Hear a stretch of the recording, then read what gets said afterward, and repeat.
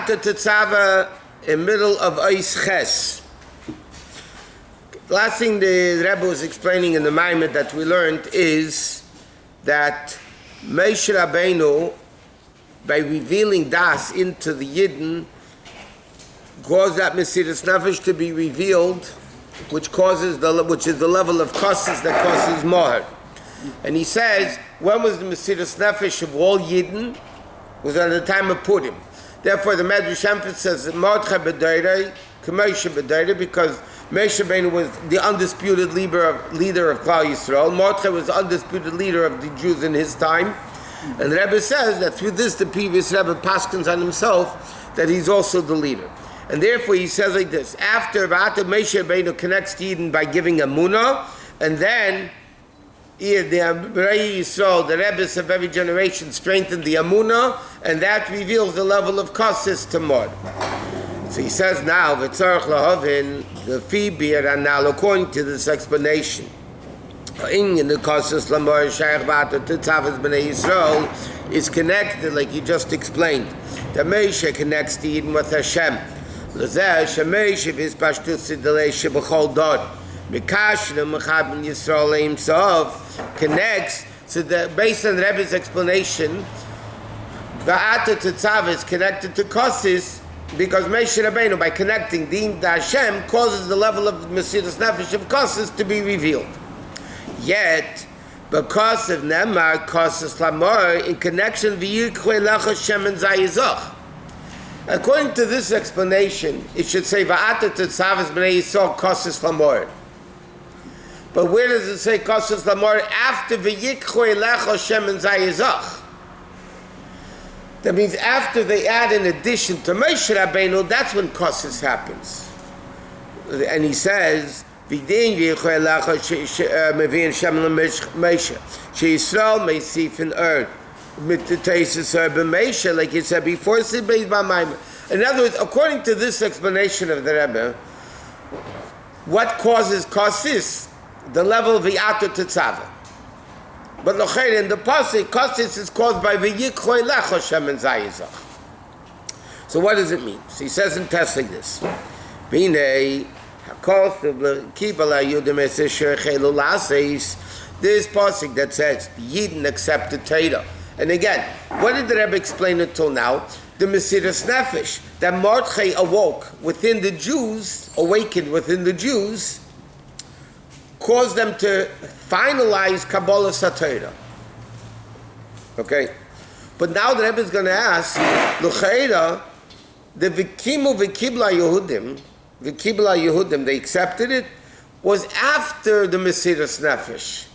Because what happened? There was the battle of Haman, the Jews defended himself. Then the Megillah says Haman's house was given to them through Achashverosh, which I think he said, the battle against the nations over there was breaking evil.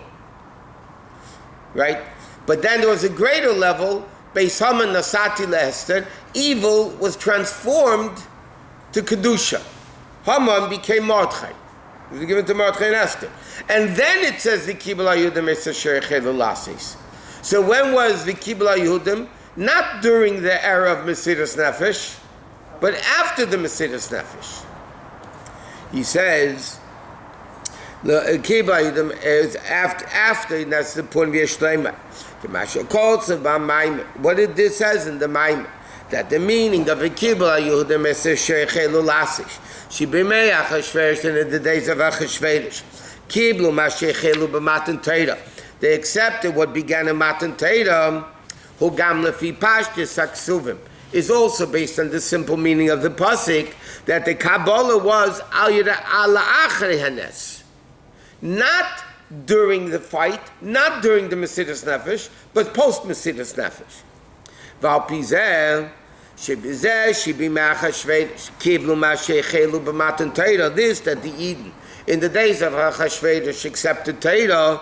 Shnei and Yonim, there's two aspects to it. There was the acceptance during the time of Mesiras Nefesh, and there was the acceptance post Mesiras Nefesh. So they were cussing the Maamar twice? One second. Well, that's what the Rebbe is asking. L'cheira, it wasn't through the... One second. Hakabala shayis bizman exera idei mesiras nefesh shalhem, like he explains in the Maamar. One level of cost is caused. That level of Kibla Yehudim, the finalization of Matan Torah. And secondly, Hakabala shayis la'achre, and that's the Purim.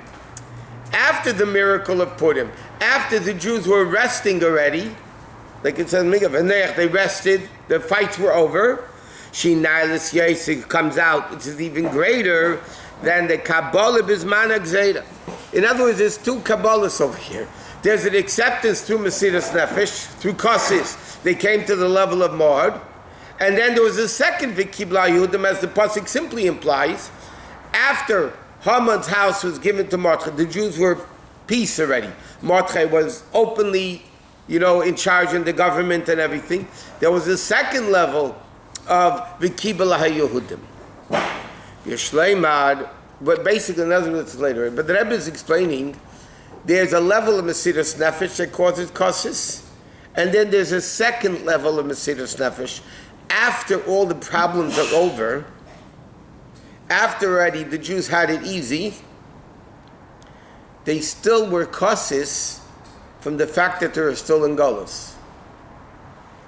The Gemara says, one of the reasons we don't say Hallel, there's three reasons why we don't say Hallel on Purim. Chanukah we say Hallel every day. Complete Hallel. Purim there's no Hallel. So one answer is because it happened outside of Eretz Yisrael. Another answer is that the reading of the Megillah is the Hallel. But the third answer the Gemara says, because after Chanukah they rededicated the Beis HaMikdash, they were back in the Beis HaMikdash. After the story of Purim, Arkat Avda Dachashverosh, and the Yidden was still in Golus. And you can't say Hallel on a miracle that causes the Eden to still be in Golus. That's what the Gemara says.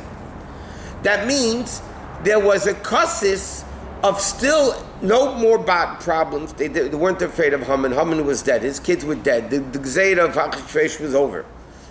But there was a problem of Kosis that came after the Mesiras Nefesh of Purim. And the Rebbe is going to explain that later. That's the Mesiras Nefesh of complacency in Golus, which we have now. In other words, the Rebbe is going to compare our generation. I don't mean the Stalins and the Hitlers. I'm saying now. Yeah, there's no decrees anywhere against Yiddishkeit. Nowhere in the world there are decrees against Yiddishkeit today. In Russia you can do it. China you can have. You can do it. All the places there's no more Gzeres against Yidden. Iran.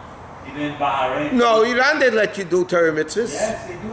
As long as you don't see Zion. Okay, whatever. That's not. But there's no Gzeir like it was earlier in history. What's the problem today in Golus? Like the Rebbe is going to explain later. Is complacency in Golus. It's good. It's fine. Everything's good.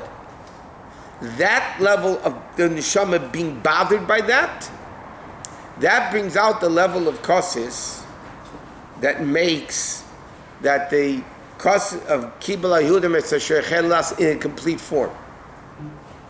Because when does the Megillah say Kibla Yehudim es not during the Mesiras Nefesh, after the Mesiras Nefesh? That's when they were still in Golus. Okay. Rabbi, what about cancel culture? Cancel culture and try to Which phone's yours? Oh, you're pressing the wrong. What's that? You talking to me? Moshe. Moshe.